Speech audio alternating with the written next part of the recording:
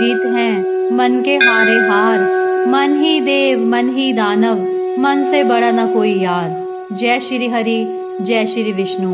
संयम एक ऐसा शब्द जो सुनने में सरल लगता है लेकिन जीने में सबसे कठिन। आज वैशाख मास के 12वें अध्याय में हम सीखेंगे किस प्रकार जीवन में संयम अपनाकर हम भक्ति के मार्ग पर अग्रसर हो सकते हैं।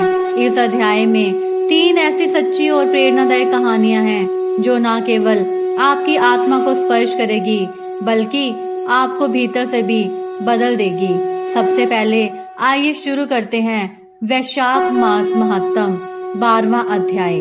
जय श्री हरि जय श्री विष्णु। यम ने कहा, हे प्रभु, हे कमलासन, हे ब्राह्मण, मैं अति दीन होकर आपकी शरण में आया हूँ। मेरी प्रतिष्ठा पूर्णतः लोप हो रही है। जब प्राणी की पद प्रतिष्ठा ही नष्ट हो जाए तो उसे जीने से क्या लाभ। जो अपने स्वामी के द्वारा नियुक्त कार्य को नहीं कर पाता उसे घुन की योनि प्राप्त होती है। जो बिना काम के खाता रहता है इस तिर्यक योनि में रहकर उसे 300 वर्ष तक नरक भोगना होता है। जो निष्प्रह होकर अपने स्वामी का कार्य पूरा नहीं कर पाता वह कौवा की योनि पाता है। जो अपने कार्य में तत्पर रहकर भी स्वामी के कार्य को बिगाड़ देता है वह चूहा की योनि को पाकर 300 वर्ष तक नरक भोगता है।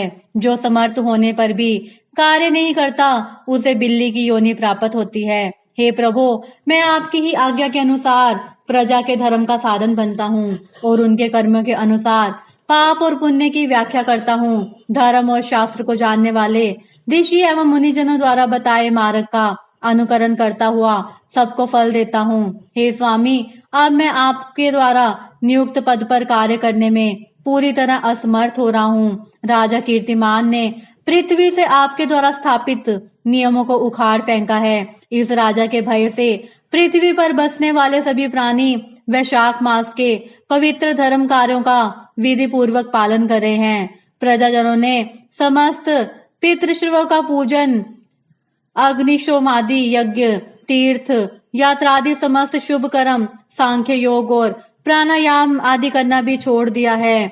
होम और स्वाध्याय भी छोड़ दिए हैं। नाना प्रकार के पाप करने पर भी उनके वंश के माता पिता एवं उनके शवोसुर तक के वंशधर 26 पीढ़ियों तक के जीव समस्त पापों से मुक्त होकर दिव्य देह को धारण कर भगवान विष्णु के लोक को चले जाते हैं। हे प्रभु, जब मेरे पास आने को कोई जीव शेष ही नहीं तो मैं अपने इस पद पर रहकर क्या करूंगा। इस कारण मैं आपके द्वारा दिए गए इस दंड और पद को आपके चरणों में रखकर स्वयं इस पद से सेवा मुक्त होने के लिए बाध्य हुआ हूँ। हे देव, जो गति प्राणी को अनेक तीर्थों में स्नान करने, दान व्रत धर्म करने, उत्तम धर्माचरण करने, प्रभास में पतन होने, शुद्ध क्षेत्र में वीर गति पाने, काशी में देह त्यागने तथा उत्तम यज्ञ आदि करने से प्राप्त होती है, वही मेष की संक्रांति में प्रातःकाल स्नान करके भगवान की पूजा, कथा श्रवण और वैशाख महात्म श्रवण कर विधि पूर्वक व्रत आदि करने से प्राप्त हो जाती है। वैशाख मास का सेवन करने वाला समस्त पापों से मुक्त होकर दिव्य देह धारण कर भगवान विष्णु के लोक को प्राप्त करता है।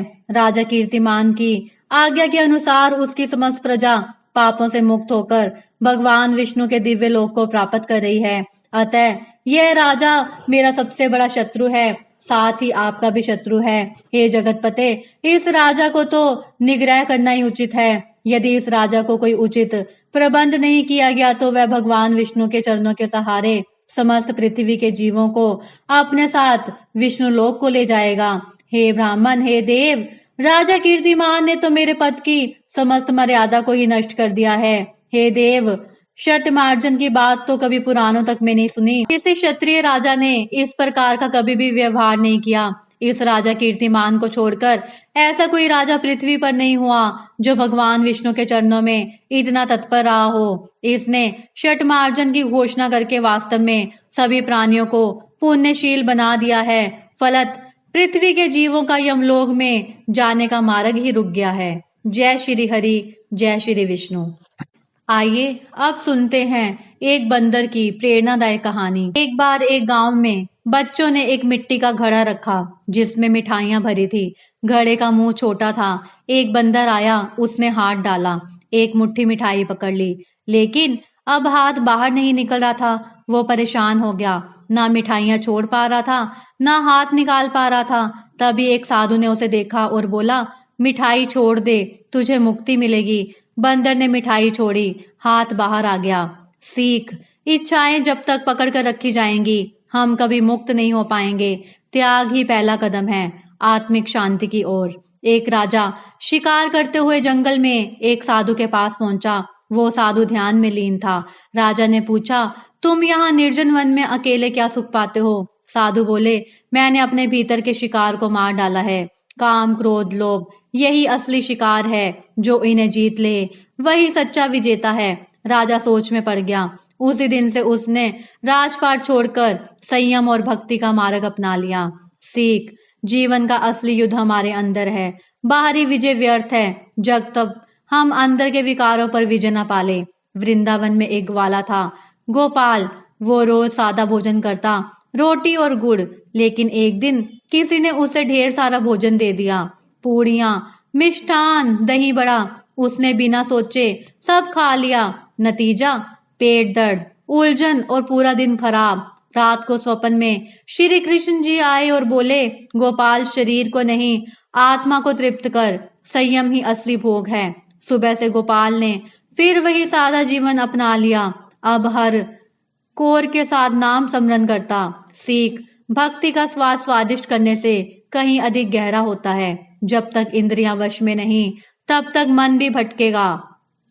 ये तीनों कहानियां हमें सिखाती है कि वैशाख मास का असली महत्व इंद्रिय संयम, विचारों की शुद्धता और भक्ति की गहराई में है। संपत्ति का त्याग उतना जरूरी नहीं जितना मन की चंचलता का त्याग है। यदि आपने आज के इस अध्याय से कुछ भी सीखा तो इस ज्ञान को अपने जीवन में उतारिए और इस श्रृंखला को आगे बढ़ाने के लिए प्रभु के प्यारे चैनल को जरूर सब्सक्राइब कीजिए। कल मिलेंगे वैशाख मास के 13वें अध्याय के साथ, जहां होगी एक नई कथा, एक नई सीख। जय श्री हरि, जय श्री विष्णु। मेरी विष्णु भगवान से प्रार्थना है, जो भी भगत जन वैशाख मास की इस अद्भुत कथा महात्म का रोज श्रवण करते हैं, विष्णु भगवान सबका कल्याण करें। जय श्री हरि, जय श्री विष्णु।